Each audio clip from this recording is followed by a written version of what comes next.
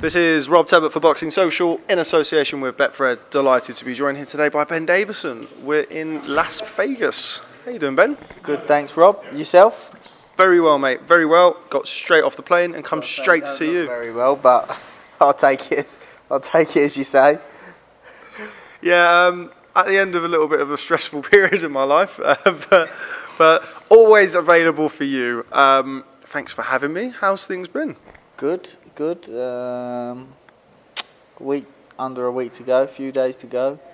Everything's on point, ready, and looking forward to it. Now, I usually forego the usual, how's preparation been, how's training been, but I mean, it's actually speaking to Declan Warrington, who I know you've just done an interview with, about the changing camp for this fight, which is something that I know Tyson has done previously when he fought Steve Cunningham, but this is slightly different. Yes. That's okay, no problem. Sorry about that, guys. No worries, you're okay. You left it on that seat on purpose. Talk to me about the difference in starting a camp in one country, moving to another country. Yeah, there's not only been that, there has been a few difficult things to overcome through this preparation for this fight, because, like you say, we've done the first 4 weeks in the UK, got Billy Joe's fight out of the way, then come out here. Not only that, we've been building a new relationship with a new promotional company, meeting new people, obviously building new relationships. So it's been difficult doing things in a slightly different way, you know, and getting to know people. It takes time, and especially with Tyson, who can be a bit wary of people. But you know, I think we've done a good job, especially of course as well with all the media obligations, etc. But I feel like we've done a good job of it. How's it been different for you? Because you mentioned that with Billy Joe at the start of the camp, when you had Tyson last time, I know you were doing little bits and pieces with Isaac Lowe, who was in and around the gym at the same time. I know you've done stuff with Billy Joe plenty in the past, but this is the first time that you've worked with all due respect to Isaac Lowe, two world-level competitors at the same time in the same camp. How was that different for you as a trainer? Not too different, because, you know, people always say it, but it's true. I don't treat anybody any differently. I went away for a training camp just after being away for 18 months. I went away for a training camp for Isaac Lowe's fight on a small hall show, 6-rounder. I treat everybody the same, so, you know, I know what it takes and the effort that needs to be put in, and, you know, I was happy to do so with Billy Joe. More so on the kind of, because I understand you have to try and get fighters to peak at different times of the camp. What different obstacles does that throw up? Yeah, they're also a different weight as well, which helps a little bit. So obviously Billy Joe's nutrition, you know, you have to be on point with the weight of the food, and, you know, have to be really in touch with a nutritionist every moment of every day. And he's had an apple that he weren't supposed to have, and but it's the same with Isaac. But it's worked well, obviously. Got Azkater there that helps out as well in the gym with us, and he's been a big hand in having the three of them. And we had Amir Khan, Killer, helped us out for a week. It was a benefit as well, and you know, it's been a team effort. It's been good. Now, obviously, we're here to talk about Tyson, but I haven't spoke to you since Billy Joe won the WBO 168-pound title. First of all, congratulations, your first world champion as a trainer. Winning the world title. We defended a world title before on a shocking night in Scotland before, but... Yeah, first time you've won. Yeah. Okay, so not the first time you've had one. You also got the lineal heavyweight champion. Yeah, we also won the WBC, but just didn't get given it, but... What did you make of Billy Joe's performance now you've had a bit of time to go back? I know you are somebody who does watch fights back. Some people aren't. You are. What did you make of his performance? Yeah, I feel like it was a good performance. Obviously, you know, I think it was pretty much what people expected from Billy Joe against Shifet Asufi. He was hurting Asufi, but he was hurting people in the gym through sparring for that fight. And I knew he was just looking for that stoppage to make a statement at super middleweight. And I actually said to him going into the round where he got caught with a shot, you're planting your feet a little bit too much and you're looking for a spectacular stoppage. Apologies, unprofessional. And he got clipped with a shot, but it was a shot that landed behind the ear, and when you get a shot land behind the ear, it can it can have a big effect, a lot worse than in front of the ear, and that's why you're not allowed to hit around the back of the head. Obviously it happens, it was one of them things. Billy Joe turned to try and ride the shot and it caught him behind the ear. It was one of them, but other than that, it was a good performance. I felt like he boxed disciplined, he listened in the corner, barring that first 30 seconds when I said to him not to plant the feet and look for a spectacular stoppage, and he went straight out of a big 1-2 and right hook to the body. But you know, it was a good one to get out of the way, especially when you compare time out of the ring that he's had, the performance against Charles Adamu, which was like a sparring session. He made the weight pretty comfortable. So overall it was good, and preparations was good. So I was pleased with it. Let's talk about that. You mentioned he made the weight comfortably. You've said to me in the past, Billy Joe's a middleweight. You've made no qualms about it. I didn't watch the fight, as you know, as you reminded me, because I was in Glasgow at the time. I was told that somebody said that he got hit in the 6th round, Billy Joe. In my head, it wasn't what I saw. I was surprised at the shot that caught him and was surprised at the reaction. Is that the weight, or could that have happened at 160? He got hit behind the ear. You know, I was like to the BT guy, send me every possible angle of that shot. And even after about 3 angles, I was thinking, that looks like it could have been a headbutt, but I've got the footage of it on my phone. He got clipped with a shot behind the ear, and that can happen, you know. And I could see the guy was a heavy-handed guy, a very heavy-handed guy. I could see when he was swinging shots, letting shots go, missing. He was a heavy-handed guy, and naturally the super middleweights are bigger than Billy Joe, because in my opinion he's a middleweight. He is a middleweight, but obviously opportunities hard to come by for him at middleweight. But we'll step by step we'll see what comes next. But Billy Joe, I wouldn't write Billy Joe off against anybody. You mentioned that. I mean, you've got, in my opinion, 2 absolute giants at the weight at 168. You've got Callum Smith, and you've got David Benavidez, who's also very big at the weight.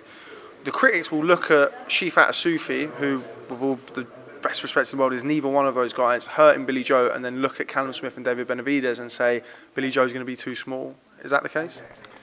Tyson got it and got hurt earlier on in his career, and people would have said, oh, when he comes up against Klitschko and gets hit with a shot, what's going to happen?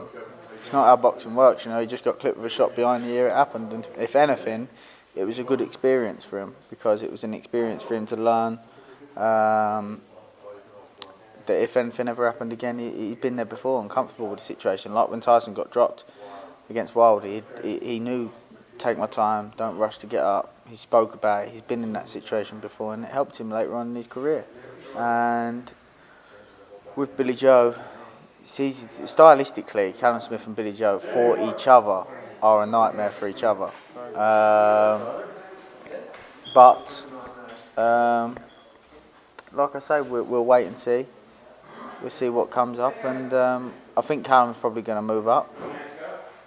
But we'll have to wait and see. But I was happy with Billy Joe's performance. It was a good fight. Bearing in mind that we only had 9 weeks to prepare for that fight as well. That's the first time you've done a full camp with Billy Joe as the lead trainer. How was that different? Was it the same as it has always been, just slightly extended? No, it was good, you know. I think what helped Billy Joe there is I didn't take control of every area. We had a nutritionist, we had a strength and conditioner, I took care of the boxing. Obviously I had the overall say, so if I felt the session might need changing, etc., or he needed a little bit more of something or whatever, then I had to say on that. But overall we had a full team, elite level team of everybody that was an expert in their field. I know and understand certain, you know, strength and conditioning, but that I'm not an expert in that field. I'm not an expert in nutrition. So I feel like when you're at elite level, you need an expert in each field, and that's what we got. And we've just seen Gennady Golovkin return to the ring against Steve Rolls this past weekend. Before we talk about that as a potential opponent, did you see it? What did you make of his performance? It was one of them. I wasn't overly impressed, to be honest, but again, it was one of them opponents that, you know, maybe Golovkin needs somebody at this point in his career, needs somebody that's going to get him up for the fight. Or maybe that's what he's got left, we don't know. It's 1 fight, 4 rounds, we'll wait and see. But I wasn't overly impressed by the performance. I think general consensus is he's going to face Canelo in September. I know Eric Gomez from Golden Boy said that there's no front runner, but I think it's safe to say that that's probably the front runner for those two guys. Would a return to 160 against somebody not Canelo Golovkin be of interest to Billy Joe? No, Andrade, the whole saga has continued. There is history there. Still a fight that a lot of people would like to see. I'm sure the Andrade fight could be made. Sure. It's a fight I'd like to see. I'm sure a drop down to 160 is possible. Or if one of them middleweights is coming up to super middleweight, I'm sure there wouldn't be a problem. Canelo is obviously a world champion at super middleweight. There could be a unification there. Or if Golovkin wants to get his hands on a world title at a different weight class, he's pretty much done everything at middleweight. He can have an opportunity at super middleweight if he wants to step up. But I very highly doubt that those two will take Billy Joe up on that offer. But what can you do? Listen, Billy Joe's one of them boxers. I would never advise a boxer, they say, I've got an idea, let's go and box Billy Joe Saunders, because he can make you look stupid.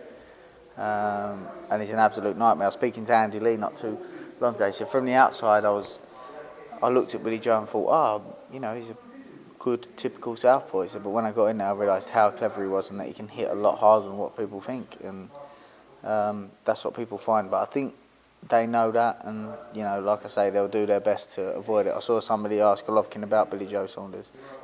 Let's talk serious. He said, well, serious. If you want an opportunity at super middleweight, you can get it. What about Chris Eubank Jr.? Haven't heard much from him. I was told by Virgil Hunter when I was in New York that Chris Eubank Jr. is no longer training with him.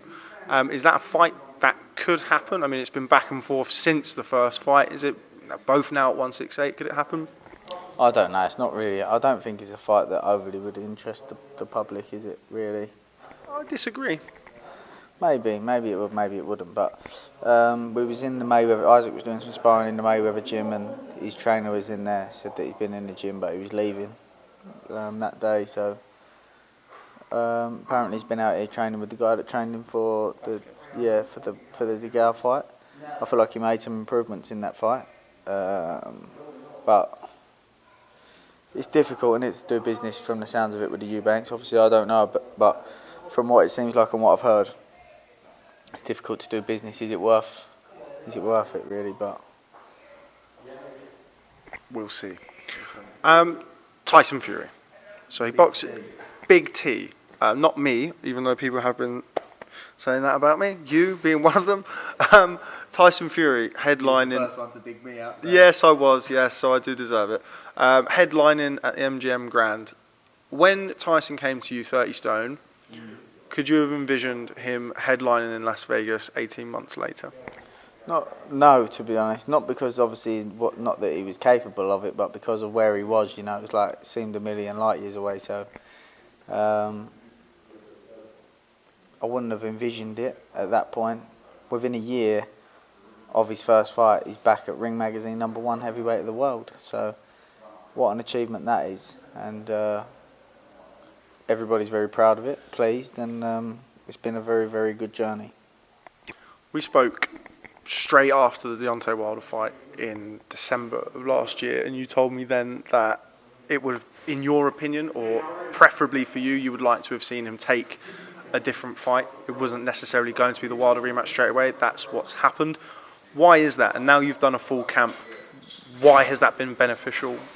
Well, to be honest, we was going straight back into the Wilder rematch. We went straight back out to Marbella on January the 1st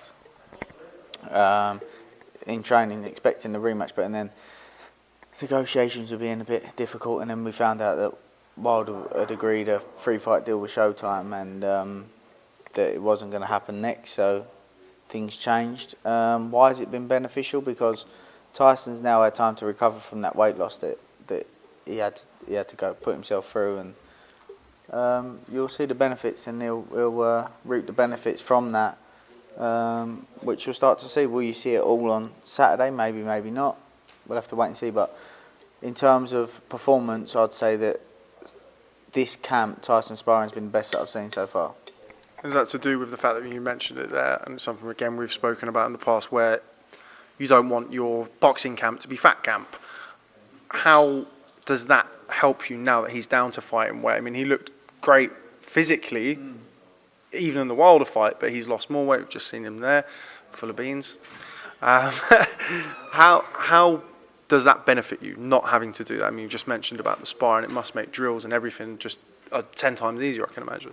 Yeah, it is easier, and Tyson peaks very quickly. That's one thing I've learned about him. He peaks very quickly, and makes things a lot easier because, like you say, you haven't got to do that extra stuff and train him. You can do what's necessary, and that's it. And I believe that overtraining is the biggest killer for somebody. So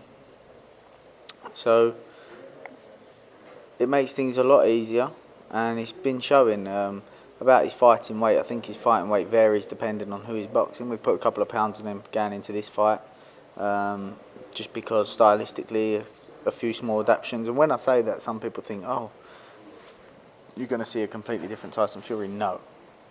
He'd be ignorant and arrogant. I saw Dillian White say he's not changed since, but if you know what you're looking at, small things, he's made adaptations, and I'm not somebody that would sit there and go, I think he's improved. Do you think he's improved? There's got to be substance behind it, and I like to know that what I'm doing is working. And statistically, boxing isn't based just off of statistics, but statistically, from the Klitschko fight to the Wilder fight, statistically, he's improved.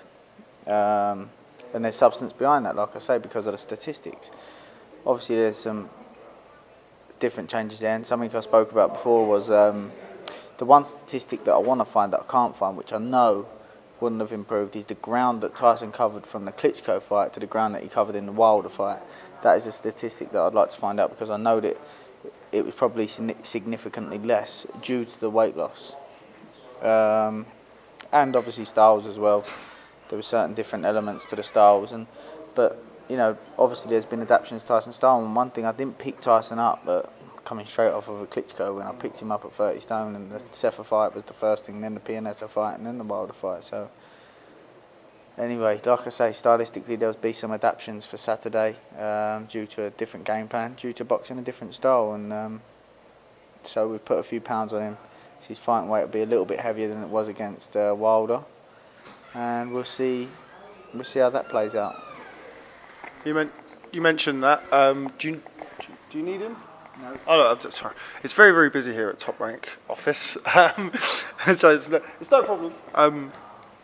Yeah. So you're talking about adaptations. You're talking about putting on a few extra pounds and looking for something different stylistically. Reading between the lines, sounds like you're talking knockout this weekend. Is that important? Is it important for him to not only win but win well on headlining in Las Vegas, first fight on a massive deal with ESPN? Is that what you're looking for? No, nothing matters but the W. That's all that matters. All that matters. But I do feel that I don't want to go into too much detail before a fight, but there's elements of Tom Schwartz's makeup and style and mistakes that we feel we can capitalise on, that Tyson's size can have an impact on. So something that we want to keep there and not sort of take away from that. So there'll be some slight adaptations, like I say, but I don't want to go into too much detail before the fight. Fair enough. Maybe you share it with me off camera, or maybe later on in the week. Tom Schwartz isn't the name that many people wanted to see Tyson box. He's somebody throughout his career who has fought to the level of his opposition at times. I think it's fair to say. You go back as far as John McDermott.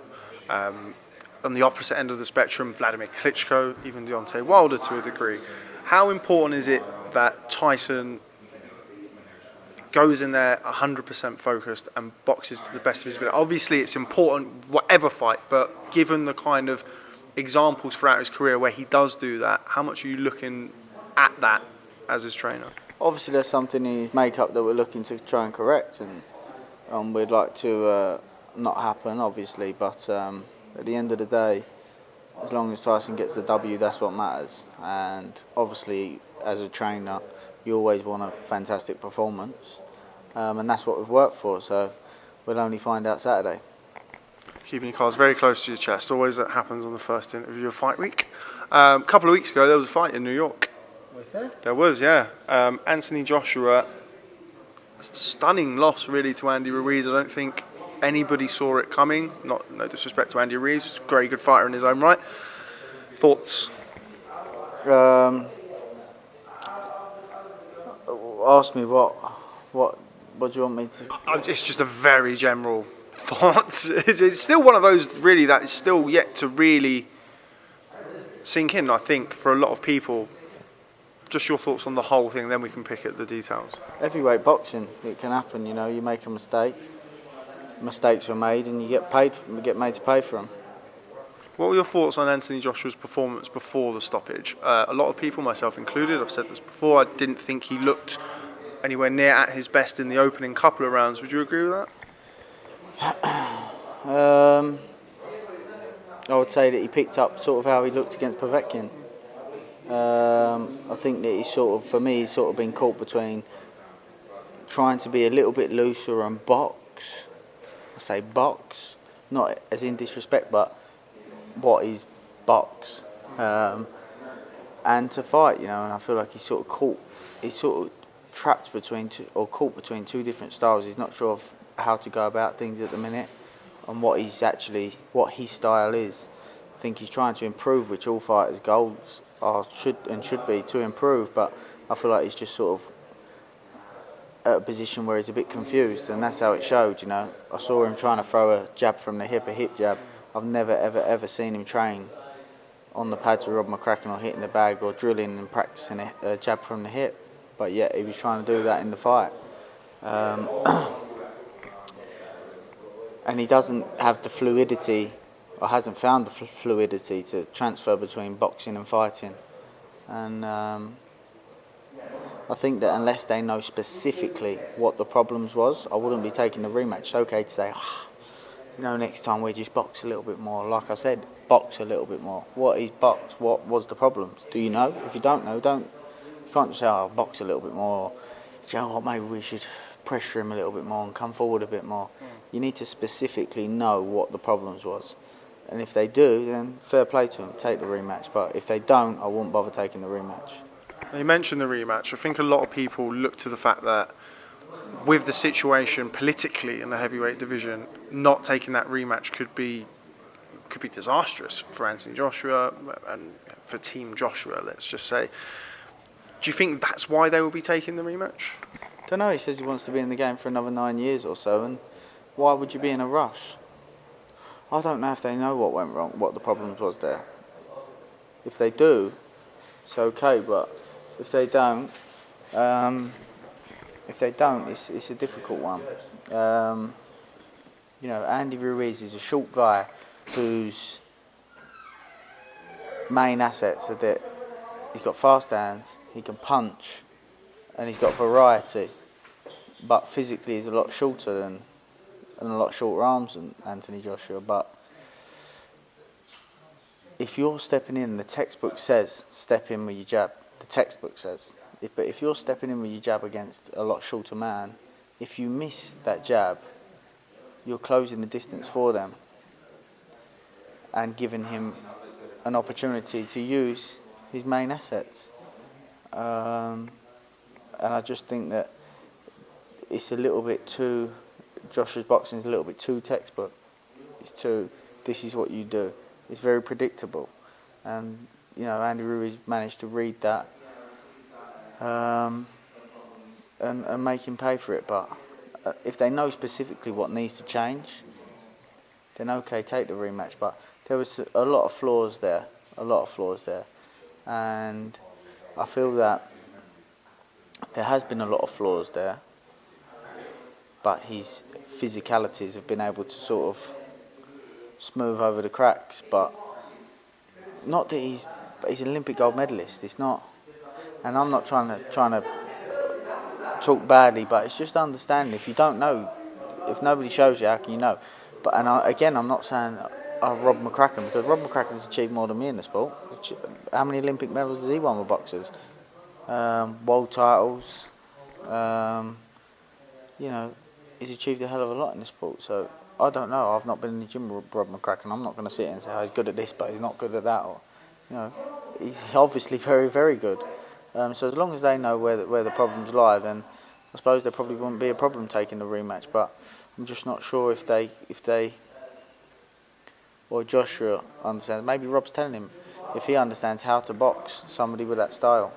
If I was them, I would have said, forget the rematch. Take a fight like a Derek Chisora, Christian Hammer, somebody like that, and I'd have tried to develop my game, improve my game, and work on things that I wasn't happy with. If you genuinely do mean what you're saying about you want to be in the sport for 9 years, that would be my opinion. Were you surprised that Andy Ruiz hurting Joshua? I mean, we just spoke about it earlier with kind of Billy Joe and Shifat Sufi, similar kind of shot, back of the head, behind the ear, but Andy Ruiz not historically known as a puncher. Couldn't get Alexander Dimitrenko out of there a matter of weeks before, who's been stopped by Joseph Parker in 4 rounds. Were you surprised? No, because heavyweight boxing, people say, oh, he can punch, he can't punch, got this person out, didn't get that person out. People say Tyson can't punch.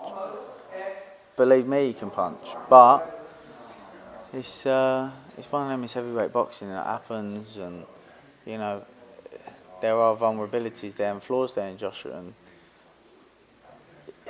in his sort of style, like if nothing was to change and he was going to go into the rematch, somebody said to me, "What do you think?" It's 50-50. Either he's going to chin him or he's going to chin him. Simple as that. That's how I see it. But what can you do? Does that loss make things easier, more difficult to make these fights between what people consider to be the top 3 heavyweights in the division in Wilder, Joshua and Fury? Are they easier to make now, more difficult to make now? Obviously Tyson and Deontay have got their 2 fights. Does that look difficult to make? It was made like that the first time, and the second time it was made like that. Pretty much. Obviously we got Schwartz to get through first before everything gets nailed down, but does it seem difficult to you? No. So, he's pointing the finger and it's this person, it's that person, but it don't look very difficult, does it? We've just mentioned it there, kind of Tyson having his fights with Deontay Wilder. It's been reported, I spoke to Shelley Finkel 5-6 days ago, said that the fights have been done. I think Tyson's going to box again in September-ish time after Schwartz, and then the 2 fights with Wilder. From a training perspective, how pleasing is that for you? Knowing kind of, it reminds me a little bit of trainers who I've spoken to, Shane McWigan, Joe Gallagher, who work in the World Boxing Super Series, when you kind of know when your date is, who you're fighting. Is that beneficial for you as a trainer? Not really, because one fight at a time. I can say, this time next year we're boxing this fella or that fella, but don't matter if you don't get through to Saturday. So Deontay Wilder's not on my mind. Nobody else is on my mind. Not interested in anybody but Tom Schwartz for Tyson at the minute, right now. Not that I'm sure it wasn't on your mind beforehand, but did the Ruiz upset on Joshua just give you that little bit more concentration going into this fight? Yeah, of course, naturally, it's just a reminder that you can't overlook anybody, especially in the heavyweight division. Okay, well I think we're probably about there. We've got quite a lot of people lingering around, all I'm sure desperate to get a word with you. Thanks very much for speaking to Boxing Social. I'm sure I'll catch up with you at least once more this week. Ben Davison, thanks very much. Respect. Give me some skin, bro. Okay.